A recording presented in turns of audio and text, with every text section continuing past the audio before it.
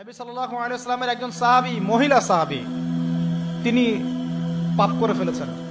কি করেছেন? জিনা করে ফেলেছেন। বিবাহিত ব্যক্তি ছিলেন।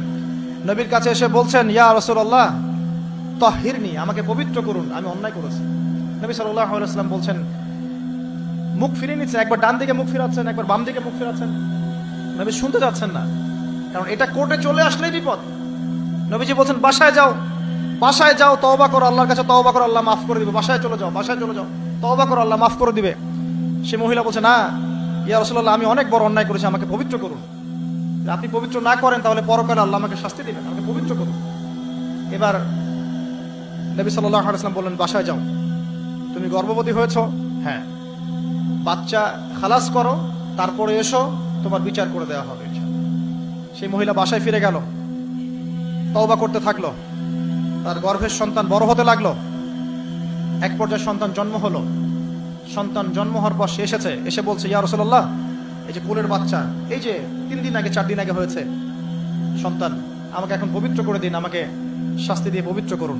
নবী সাল্লাল্লাহু আলাইহি ওয়াসাল্লাম বাচ্চাটিকে তাকিয়ে বলছেন যে এই বাচ্চাকে দুধ পান করাতে হবে।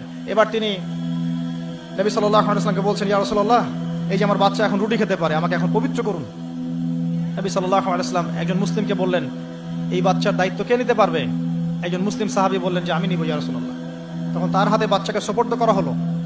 বাচ্চাকে সুপর্দ করার পর এই মহিলাকে নিয়ে যাওয়া হচ্ছে এবং সাহাবীকে বলা হলো, অন্যান্য সাহাবীদেরকে বলা হলো, তোমরা এই মহিলাকে নিয়ে যাও, নিয়ে গিয়ে রজম করো, অর্ধেক মাটিতে পুঁতে ফেলে পাথর নিক্ষেপ করে হত্যা করো।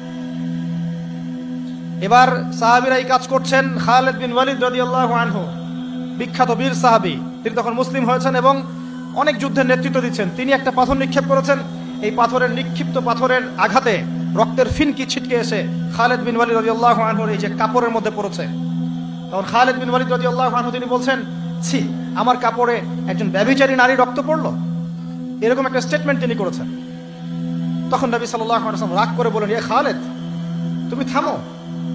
তুমি জানো এই মহিলা অন্যায় করার পর এমন তওবা আল্লাহর কাছে করেছে, এত বেশি তওবা সে আল্লাহর কাছে করেছে, এত বেশি তওবা আল্লাহর কাছে করেছে বিগত এই সময়গুলোতে, এই তওবা যদি পুরো মদিনাবাসীর মধ্যে ভাগ করে দেওয়া হয় তবুও কম হবে।